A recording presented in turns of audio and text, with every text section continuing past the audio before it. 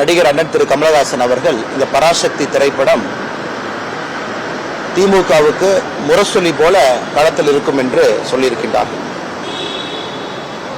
கமலஹாசன் ரொம்ப அருமையா சொல்லியிருக்காரு, நியாயமா பேசியிருக்காரு, கரெக்டா பேசியிருக்காரு. கண்டிப்பா அது திராவிட முன்னேற்ற கழகத்தினுடைய முரசொலி போல பராசக்தி களத்தில் இருக்கும். நான் அந்த கருத்தை ஏத்துக்கிறேன். ஏன்னா இந்த திரைப்படம் மிக அழகாக காங்கிரஸ் கட்சி தமிழக மக்களுக்கு செய்த துரோகத்தை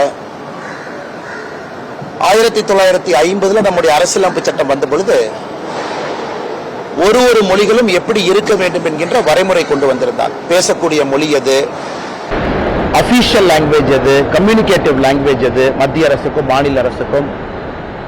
கொஞ்ச நாள் கழிச்சு லிங்க் லாங்குவேஜாக எது வரும் என்று காங்கிரஸ் 1950 தீர்மானிச்ச ஹிந்தி.